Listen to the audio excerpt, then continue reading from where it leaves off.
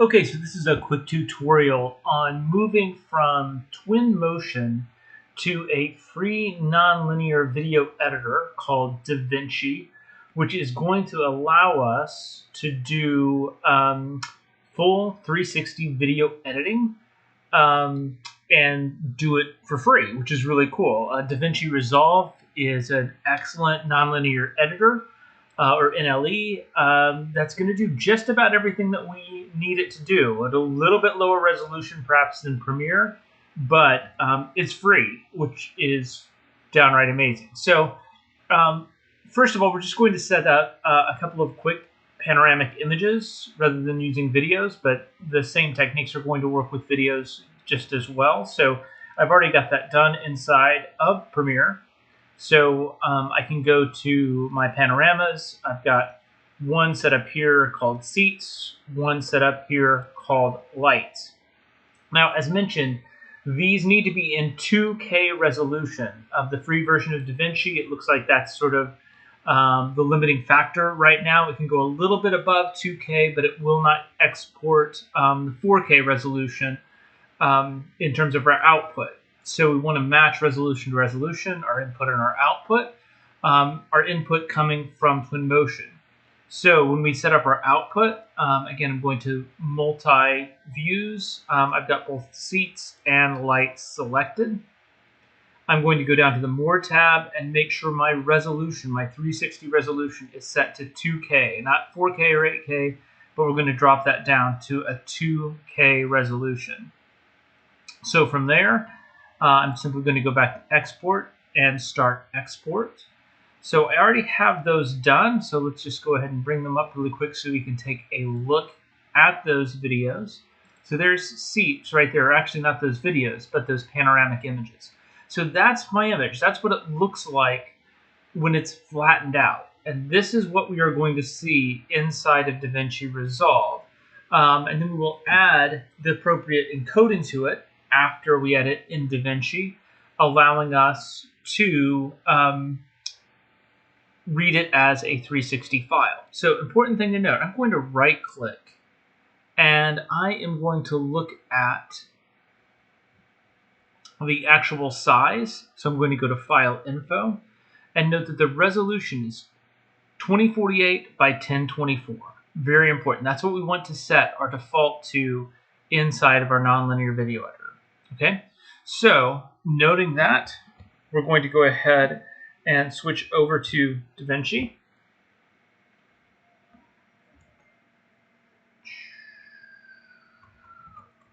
Which is right here. So we're going to start a brand new project. And let's just call this 360 vid test 1 and create.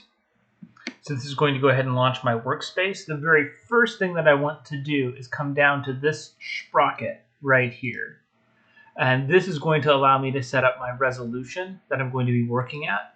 So this needs to go to custom. If I can do a decent job of clicking on things here. Very top, custom. And we're going to set that to our 2048 by 1024.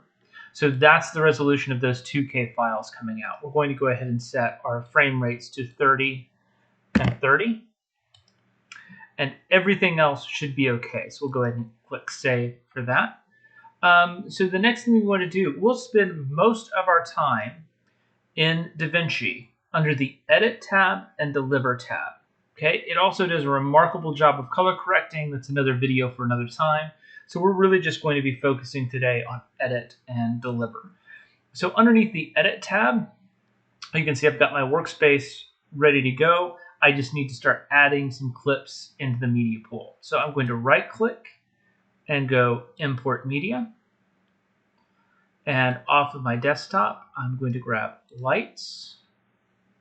I'm going to grab Seats. I'm just control clicking. And then I've got an audio track in here too, if I can find it.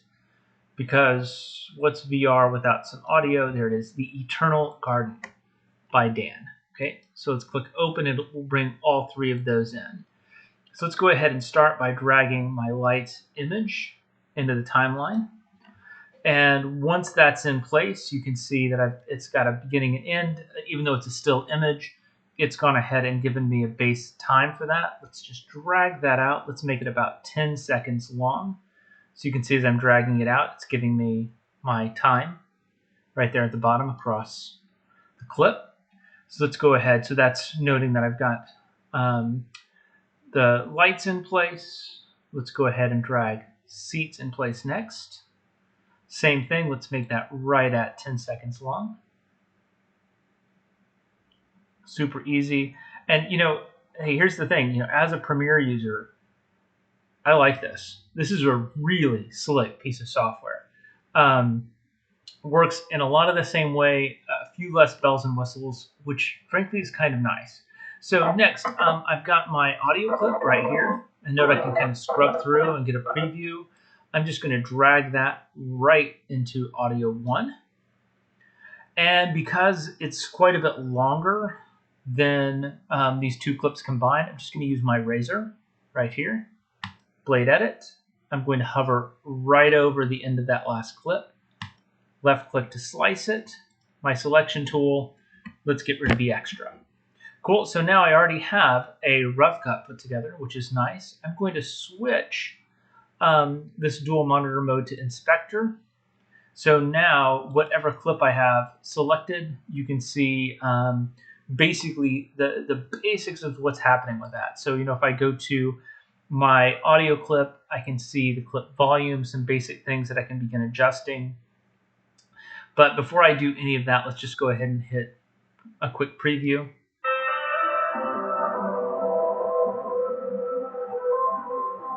So you can see that we've got that beginning. We'll do a hard cut from clip to clip, which, as you guys know, is no good in VR. So let's add in a few additional things, and then let's take that score and let's drop the volume down so that when we add a voiceover or something else in, it's not quite so full in the background. Okay, so first, we don't want to start with a hard image in VR. We want to crossfade that in. So I'm just going to drop my crossfade at the very beginning. And let's stretch that out so it's about 2 seconds long. Let's go ahead and put another cross dissolve between the two clips. Again, stretch that out so it's about a 2-second long transition. Perfect. And then let's go ahead and fade out at the end just because I want to. Right, so I've got fade in, crossfade, fade out, that fast, super easy. Next, we mentioned the audio is a little bit aggressive, so we want to back that down, put it a little bit further into the background. And there's a few things that we can do with this. If I just start right away, I can drop the volume for everything, sort of the master volume. And again, I've got inspector selected here. So metadata is going to look at the clip information. Mixer is right down here at the bottom. I'm on inspector. That is going to allow me to drop the volume, and you'll actually be able to see the waveform change based on the volume setting across that bar in the editor track there. So that's a really nice little cool feature. So let's go ahead. I'm going to double click on that, and let's just go like a -20, and that's going to put that clip nicely into the background. Much more subtle, a little more ambient. That's nice.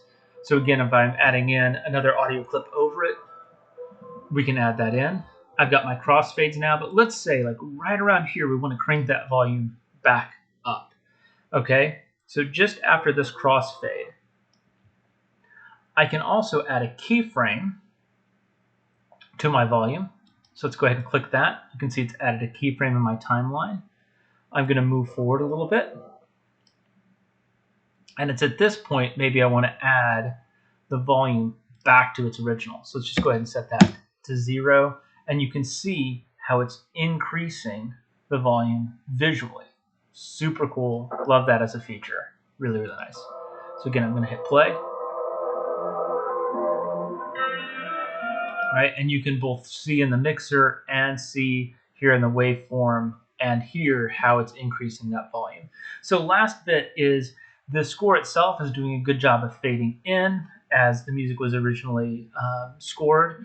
But I do want to go ahead and add an audio transition, and let's crossfade it out right here at the end. so that the fade out matches my visual fade out. So if I hit play, let that coast to the end. Cool, super simple.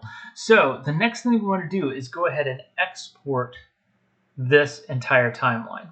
So I've got, this is all sort of a nice, neat package right now, so I don't necessarily need to do this, but it's good form and good habit.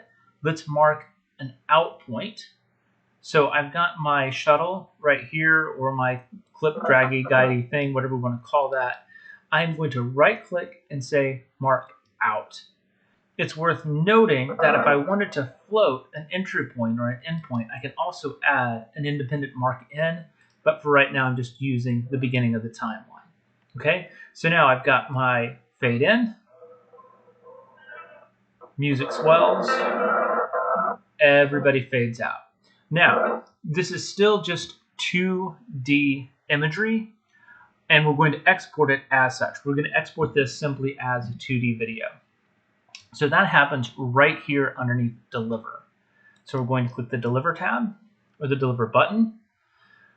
The defaults that I'm going to use for this, my format is going to be an MP4, and we're going to use the H.264 codec.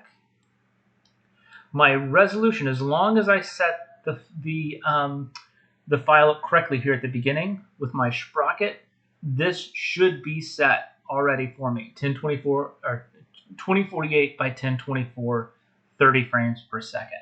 So all of that's good. I am simply going to add this to the render queue. Oh, let's scroll up here really quick.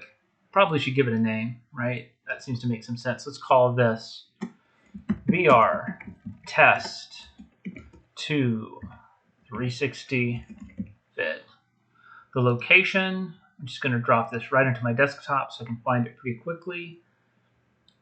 Save. So I'm sending it to my desktop. I've given it a name. Now we can add this to the render queue. It's going to show up right here. And now all I need to do is click Start Render. It's going to take just a second to bake this.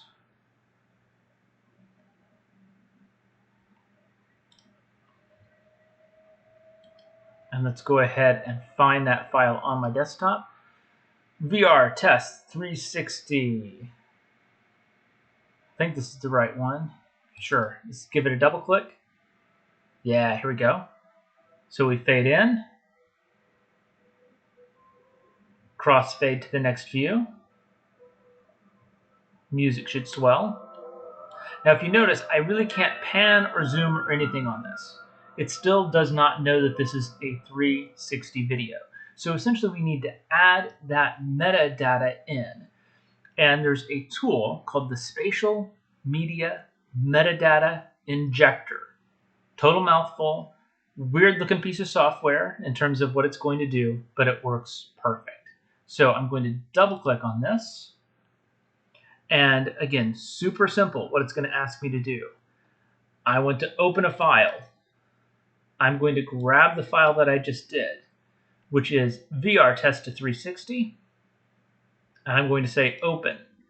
I am saying it is a 360. It is not stereoscopic. This is monoscopic, single eye. So I don't need that. I'm just going to keep it that simple. And I'm just going to click Inject Metadata. So it's going to put a suffix on the end, underscore injected. And I'm just going to click Save. It's only going to take a few seconds to do that. Again, short clip. Now I can double click on that clip, and you'll notice right away I have my little icon up here, which lets me know that it is now working fully in 360. So same clip, crossfade at the same time. Music should swell, then we should fade out, but the whole thing is working in 360. And so now when I upload that to YouTube, it's going to carry that metadata over and build a YouTube 360 file for me as well. Cool?